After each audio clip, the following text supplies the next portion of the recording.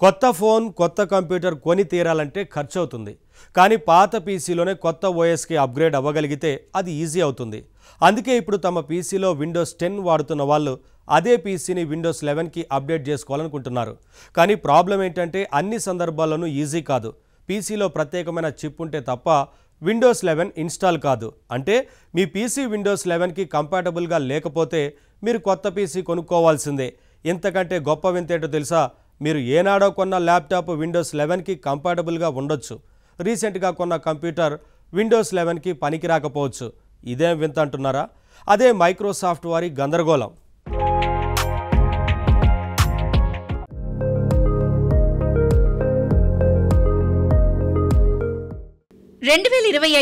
October తర్వాత Windows 10కి updates ఉండవని తెలిసాక చాలామంది విండోస్ 11కి అప్డేట్ కావడానికి సిద్ధమయ్యారు.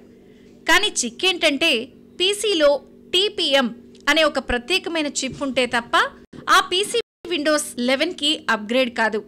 అది కూడా పాత వర్షన్ చిప్లు పనికిరావు. టీపీఎం వర్షన్ 2.0 ఉంటే తప్ప విండోస్ 11కి అప్గ్రేడ్ సాధ్యం కాదు. అసలు ఇంతకీ ఏంటి టీపీఎం? టీపీఎం అంటే ట్రస్టెడ్ ప్లాట్ఫామ్ మాడ్యూల్. ఇది ఒక ప్రత్యేకమైన సెక్యూరిటీ చిప్. ఈ చిప్ పాత కంప్యూటర్లలో ఉండదు. కొన్నింటిలో ఉన్న డిఫాల్ట్గా డిజేబుల్ అయి ఉంటుంది. ఈ కారణాల వల్ల చాలామంది విండోస్ 11కి అప్గ్రేడ్ కావాలని ఉన్నా కాలేక ఇబ్బందులు పడుతున్నారు. ఫైనల్గా ఇక్కడ మనం గుర్తించాల్సిన విషయం ఒకటే. మీ పీసీలో టీపీఎం చిప్ లేకపోతే ఆ పీసీ మొత్తం పక్కన పడేసి కొత్తది కొని తీరాలి. అసలు కంప్యూటర్లో ఈ టీపీఎం చిప్ ఎందుకు ఉండాలి? ఇదేం చేస్తుంది? ఇది మీ కంప్యూటర్లోని ఇతర భాగాల నుండి వేరుగా ఉండే ప్రత్యేకమైన భద్రతా చిప్. దీని ప్రధాన ఉద్దేశం ఏంటంటే పాస్వర్డ్లు, క్రిప్టోగ్రాఫిక్ కీలు ఇలాంటి సున్నితమైన డేటాను హార్డ్వేర్ స్థాయిలో భద్రపరచడం. ఇంకా ఈజీగా అర్థం కావాలంటే మీరు హార్డ్వేర్ డాంగిల్ని గుర్తు తెచ్చుకోవచ్చు.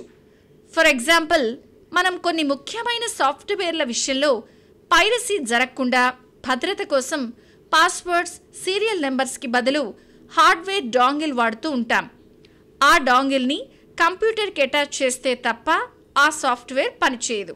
అదేవిధంగా ఈ టీపీఎం చిప్ కూడా ఒక హార్డ్వేర్ కీ మాదిరిగా మీ పీసీని మాల్వేర్ నుంచి, హ్యాకర్ల నుంచి రక్షించడంలో సాయపడుతుంది. దీంట్లో మళ్ళీ వర్షన్స్ కూడా ఉన్నాయి.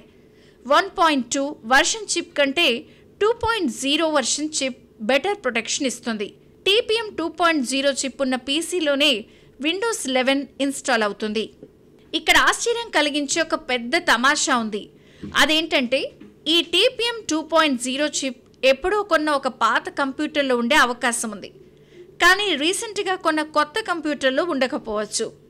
అంటే మరీ పాత పీసీ ఉన్నవాళ్ళు విండోస్ 11 కోసం కొత్త పీసీ కొనక్కర్లేదు. కానీ రీసెంట్గా కంప్యూటర్ కొన్నవాళ్ళు విండోస్ 11 కోసం మళ్ళీ ఇంకో కొత్త పీసీని కొనాల్సి రావచ్చు. ఇదేం గోలా అంటే అదంతే, అదో వింత. ఫర్ ఎగ్జాంపుల్, ఒక వ్యక్తి 2022లోనో 2023లోనో ఓ విండోస్ 10 పీసీ కొన్నాడనుకోండి. అతను విండోస్ 11 కోసం మళ్ళీ కొత్త పీసీ కొనడానికి ఇష్టపడ్డు కదా.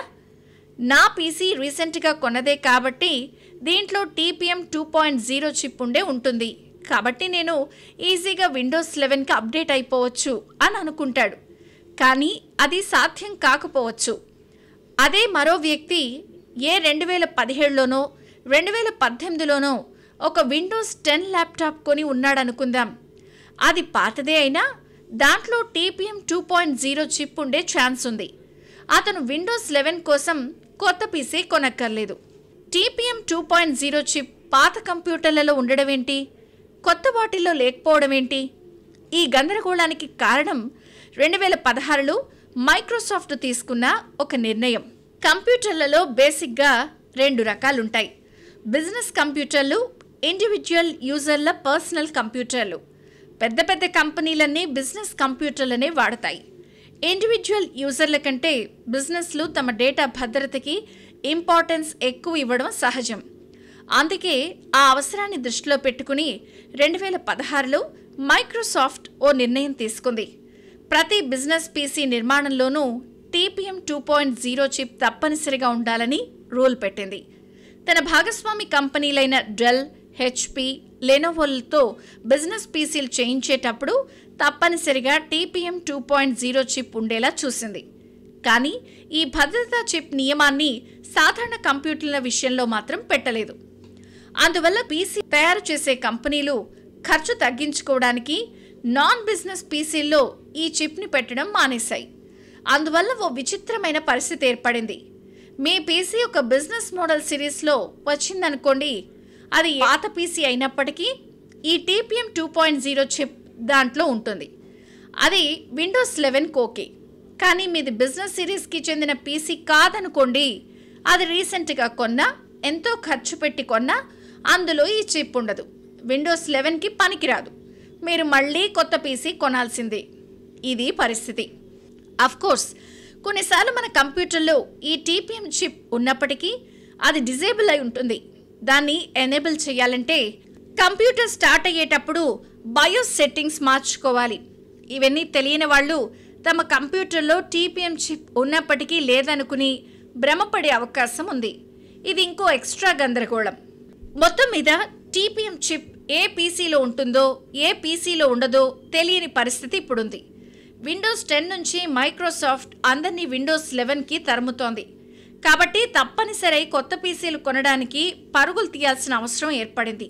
ఎవరైనా కొత్త పీసీ ఇప్పుడే కొనలేను, విండోస్ 10తోనే ఉంటాను అని ఉంటే అయితే అప్డేట్స్ కావాలంటే ఎక్స్ట్రా పే చేయాలంటోంది. అదండి, టెక్ రంగంలో ఇదొక ఖర్చు కాలం. అప్డేటెడ్గా, సెక్యూర్డ్గా ఉండాలంటే జేబుకి చిల్లు తప్పదు.